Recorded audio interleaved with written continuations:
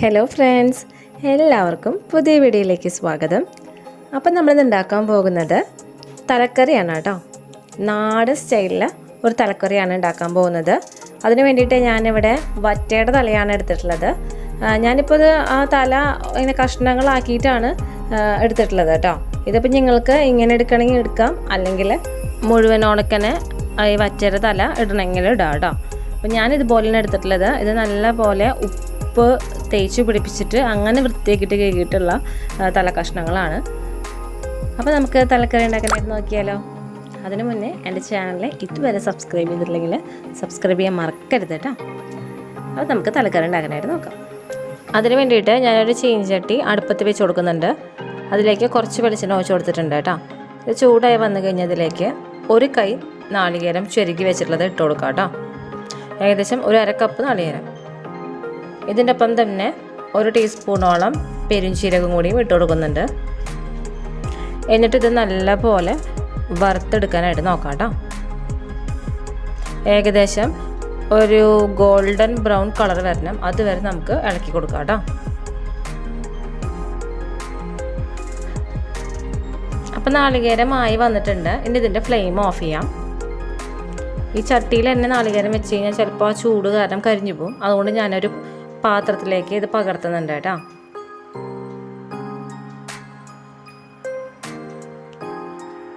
അപ്പോൾ ഈ നാളികേരത്തിൻ്റെ ചൂടാറിയതിന് ശേഷം നമുക്കിത് മിക്സിയുടെ ജാറിലിട്ടിട്ട് നല്ലപോലെ ഫൈനായിട്ട് അരച്ചെടുക്കാൻ നോക്കാം. അപ്പോൾ നാളികേരത്തിൻ്റെ ചൂടാറി വരുന്ന നേരം കൊണ്ട് നമുക്ക് തലക്കറിയുടെ ബാക്കി കാര്യങ്ങൾ നോക്കാം. അപ്പോൾ അതിന് വേണ്ടി ഒരു മിക്സിയുടെ ജാർ എടുത്ത് വെച്ചിട്ടുണ്ട്. ഇതിലേക്ക് ഒരു തക്കാളി അരിഞ്ഞത് ഇട്ട് കൊടുക്കാം കേട്ടോ.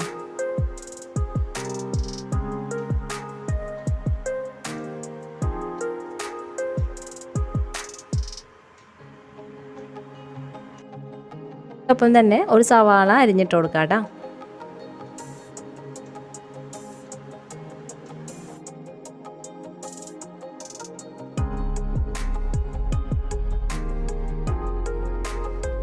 ഈ തക്കാളി സവാള കൂട്ടിയിട്ട് നല്ല പോലെ ഫൈനായിട്ട് നമുക്ക് അരച്ചെടുക്കാം.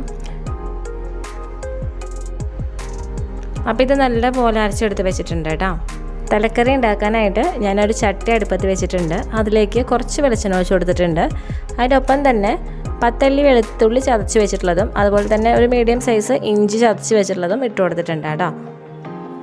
ഇത് ഇനി ഒന്ന് പച്ചമണം മാറി വരുന്ന വരെ ഇളക്കി കൊടുക്കാം. അപ്പോൾ വെളുത്തുള്ളിയുടെയും ഇഞ്ചിയുടെയും പച്ചമണം ഒന്ന് മാറി വന്നിട്ടുണ്ട്. ഇതിലേക്ക് നമ്മൾ അരച്ച് വെച്ചിട്ടുള്ള സവാളയും തക്കാളിയില്ലേ, ആ ഒരു പേസ്റ്റ് ഇതിലേക്ക് ഒഴിച്ച് കൊടുക്കാം കേട്ടോ.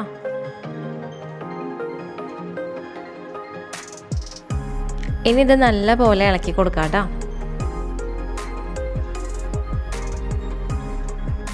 അപ്പോൾ 5 മിനിറ്റോളം കണ്ടിന്യൂസ് ഇത് ഇളക്കി കൊടുത്തിട്ടുണ്ട് കേട്ടോ. അതിനുശേഷം നമുക്ക് ഇനി ഇതിലേക്ക് പൊടികൾ ചേർത്ത് കൊടുക്കാം. 1/2 ടീസ്പൂൺ മഞ്ഞൾപ്പൊടി, 2 ടീസ്പൂൺ കാശ്മീരി മുളക് പൊടി,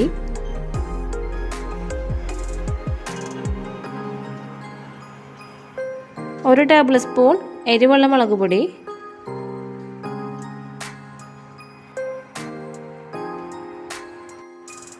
പുക നല്ല പോലെ വരുന്നുണ്ട് കേട്ടോ. അതുകൊണ്ടാണ് ശരിക്കും അങ്ങനെ ക്ലാരിറ്റിയിൽ കാണാത്തത്.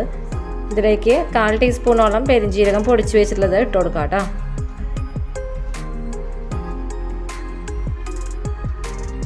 കാൽ ടീസ്പൂൺ ഉലുവ പൊടിച്ചത്, ഇതൊക്കെയാണ് ഇട്ട് കൊടുത്തിട്ടുള്ളത് കേട്ടോ. ഇനി നല്ല പോലെ ഈ പൊടികളൊക്കെ മൂത്ത് വരുന്ന വരെ നമുക്ക് ഇളക്കി കൊടുക്കാം.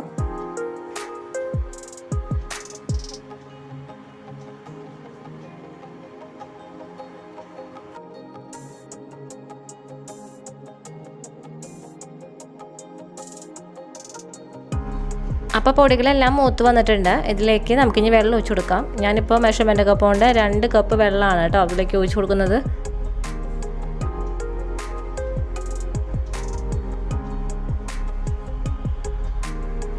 ഇനി ഇതിലേക്ക് ആവശ്യത്തിനുള്ള ഉപ്പിട്ട് കൊടുക്കാം കേട്ടോ.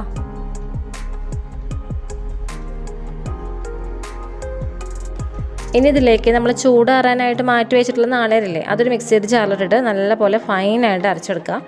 ആ ഒരു പേസ്റ്റ് ഇതിലേക്ക് ഇട്ട് കൊടുക്കുന്നുണ്ട്.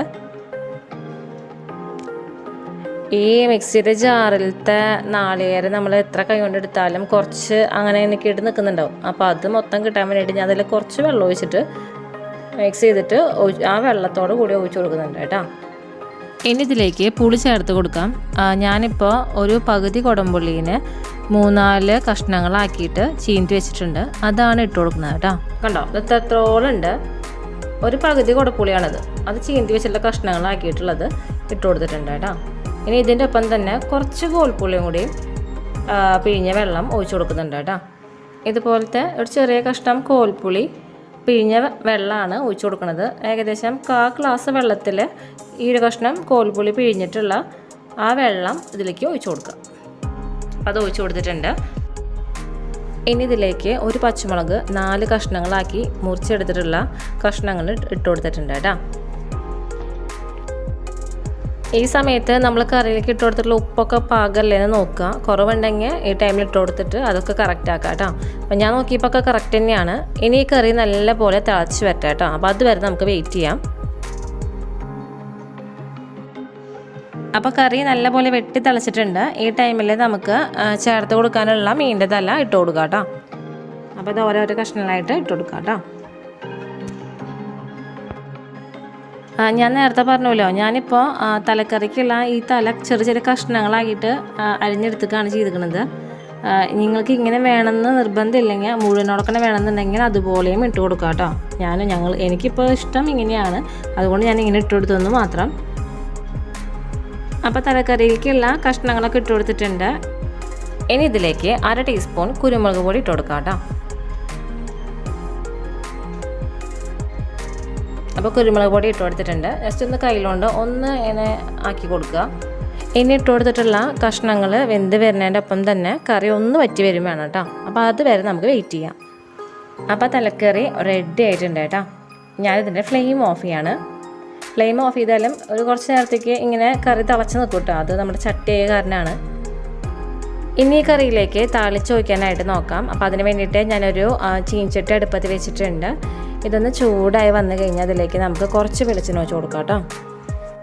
ഇനി ഇതിലേക്ക് കുറച്ച് ചുവന്നുള്ളി അരിഞ്ഞ് വെച്ചിട്ടുള്ളത് ഇട്ട് കൊടുക്കാം. അതിനൊപ്പം തന്നെ കുറച്ച് കറിവേപ്പിലയും കൂടിയും ഇട്ട് കൊടുക്കാം കേട്ടോ. ഇതിന് നല്ല പോലെ മൂത്ത് വരുന്ന വരെ ഇളക്കി കൊടുക്കാം കേട്ടോ. ഏകദേശം ഒരു ബ്രൗൺ കളർ ആവണ വരെ നമുക്ക് ഇത് ഇളക്കി കൊടുക്കാം.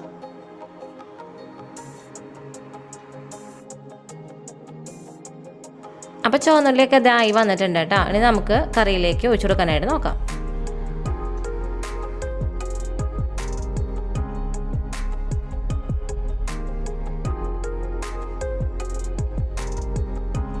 അപ്പോൾ നമ്മുടെ തലക്കറി റെഡി ആയിട്ടുണ്ട്. കഴിക്കാൻ നല്ല ടേസ്റ്റുള്ള ഒരു റെസിപ്പിയാണ്. അപ്പോൾ എല്ലാവരും ഉണ്ടാക്കി നോക്കി നോക്കണം.